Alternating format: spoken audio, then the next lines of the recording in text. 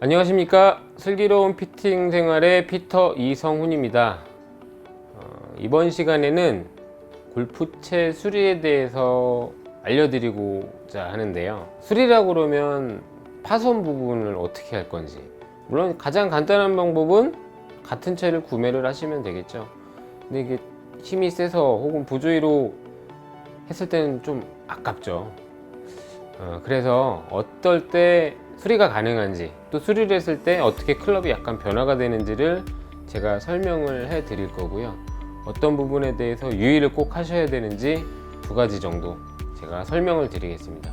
첫 번째는 이제 아이언 수리인데요. 아이언은 수리가 굉장히 많이 들어와요. 왜냐하면 아이언이 한 개가 아니거든요.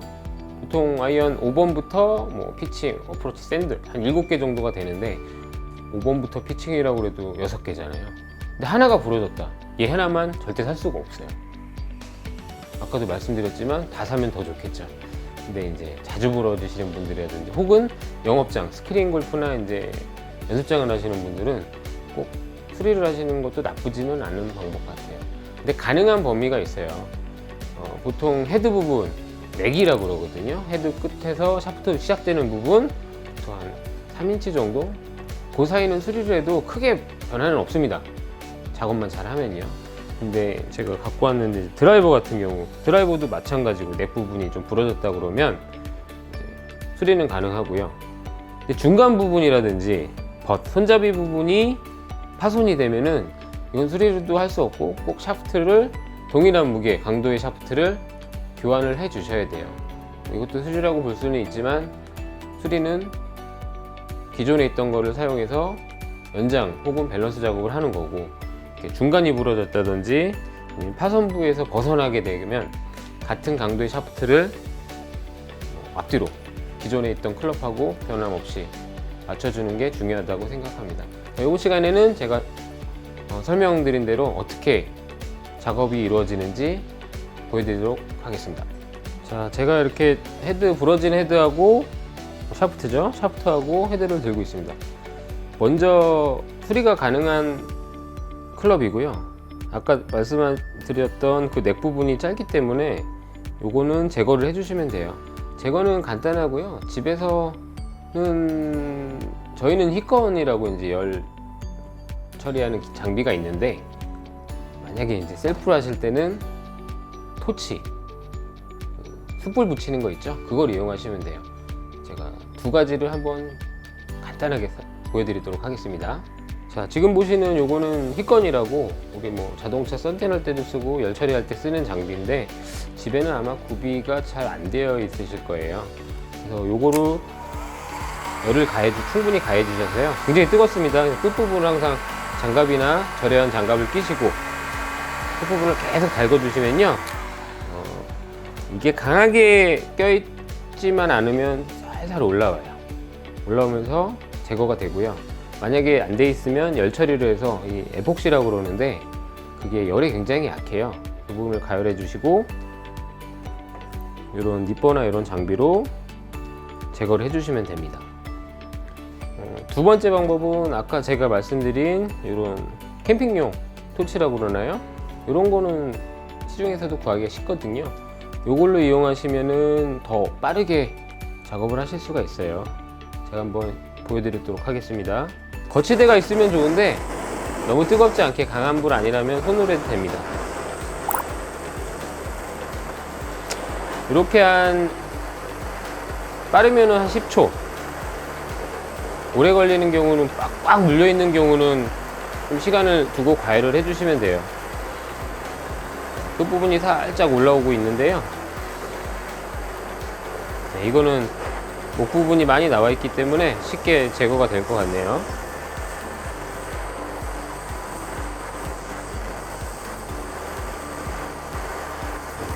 앞으로 퐁 튀는 경우도 있으니까 조심하시고요. 이렇게 롱노즈로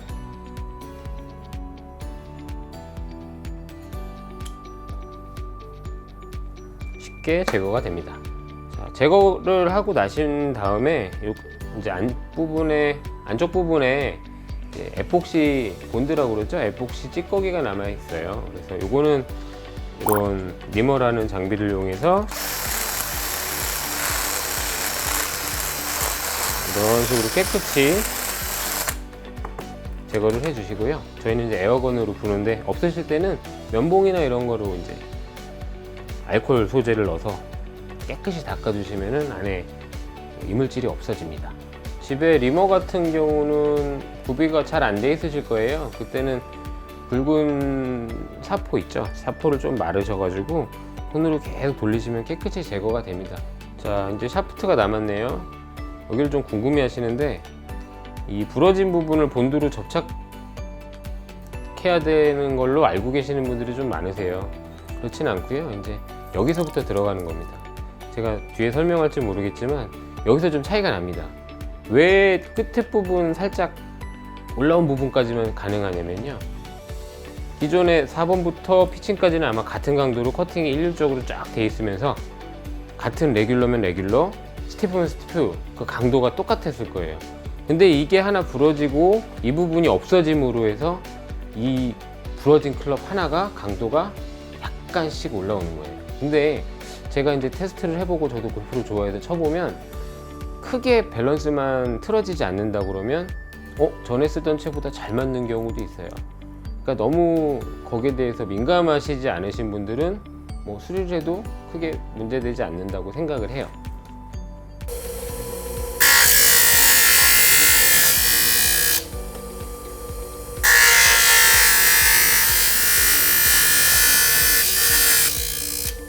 절단기를 이용해서 끝부분을 예쁘게 마감을 했고요. 울퉁불퉁하면은 들어가는 부분이 일정치가 않기 때문에 또 부러지는 경우가 분명히 생길 수가 있어요. 그러니까 집에서는 끌 같은 거 있죠. 끌로 잘 긁어내면은 평평하게 맞출 수가 있습니다. 자, 이 상태에서 이제 접착을 할 거예요. 그 상태에서 에폭시를 접착제를 발라서 이렇게 끼게 되면은 이 부분에는 코팅이 되어 있기 때문에 금방 빠지게 돼 있어요. 굉장히 위험하거든요. 그러니까 여기는 붉은 산포라든지 저희는 연마기로 이제 긁어서 이 코팅되어 있는 부분을 제거를 할 겁니다. 들어가는 만큼. 보통 여기 한 2.5에서 3인치 정도니까 그 정도 여유를 두시고, 뭐 모르실 때는 표시를 해 두시고 그 부분만 제거를 해 주시면 됩니다. 자, 이거는 소리가 좀 클 거예요.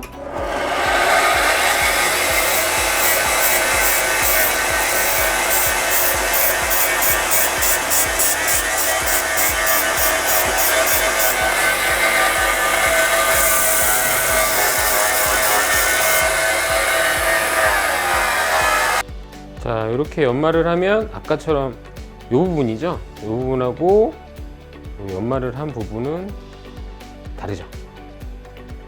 코팅이 안 돼 있기 때문에 접착력이 강화돼서 헤드가 잘 빠지지가 않습니다.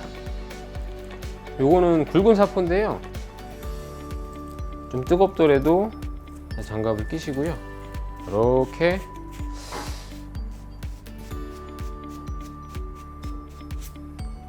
한 10분 정도면 다 벗겨질 것 같네요. 같은 방법으로 제거를 해주시면 됩니다.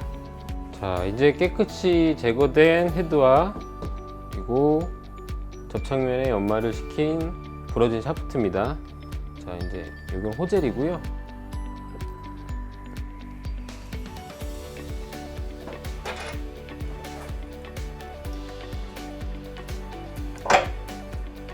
망치를 이용해서 호젤을 다 끼시면 안 돼요. 약간 여유를 두셔야지 나중에 헤드를 낄 때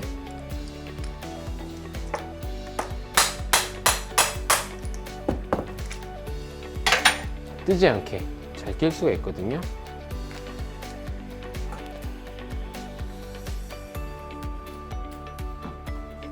자, 호젤을 꼈습니다. 호젤을 끼고 에폭시도 구매를 하시면요, 이렇게 경화제하고 일반 에폭시를 1:1 비율로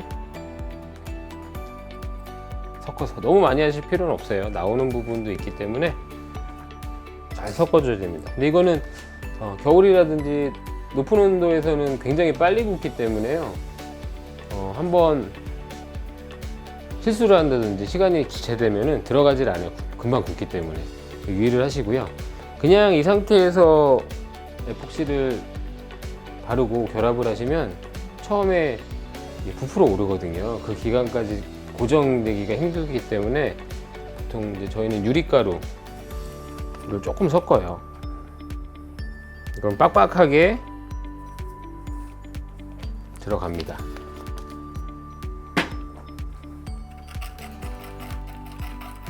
이 유리가루나 이런 것들은 구하기가 힘드시니까 뭐 낚싯줄이라고 그러죠? 낚싯줄이라든지 아니면 플라스틱 아주 가늘게 혹은 알루미늄 캔 같은 걸로 고정을 시킬 수가 있어요. 이 부분에 넣어주시면 돼요.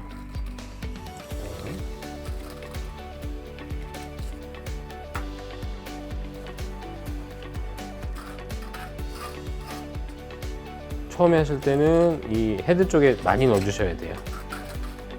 여기에는 골고루 접착이 돼야 되기 때문에 샤프트 쪽에 붙여놓는 거고요. 이건 나중에 밀 때 많이 밖으로 빠져나옵니다. 그래서 헤드 쪽에 많이 넣어주시는 게 좋아요. 그리고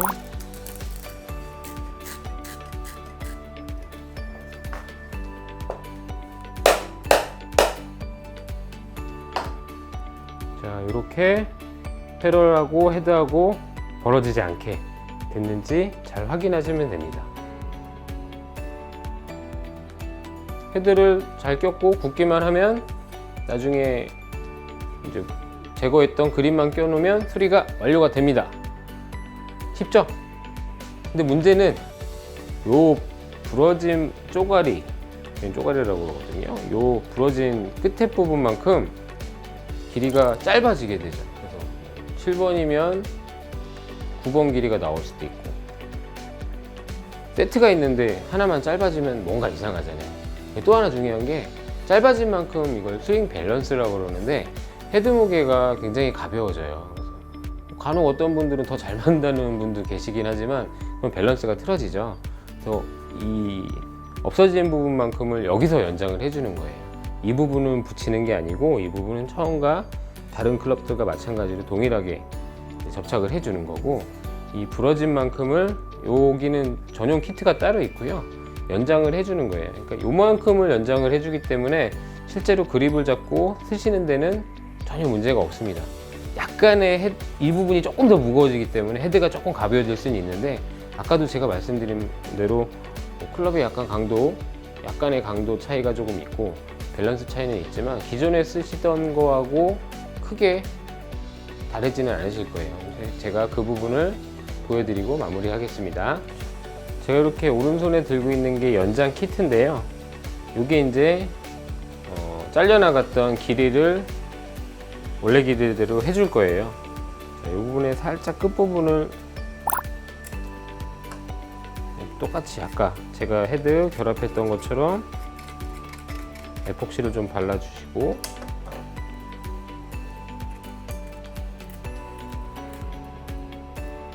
너무 많이 들어가게 되면 쳤을 때 굉장히 둔탁한 느낌도 들고요. 헤드가 굉장히 가볍게 느껴져요. 접착제가 어느 정도 굳으면 약간 유격이 있으니까 저희는 그립 테이프로 2번 정도 넣어주시면 거의 동일하게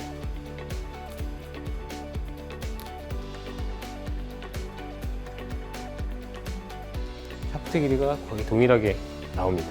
그리고 이 부분을 굳어야 되거든요. 한참 좀 기다리셔야 돼요. 굳고 나서 그립을 끼고 마무리하도록 하겠습니다.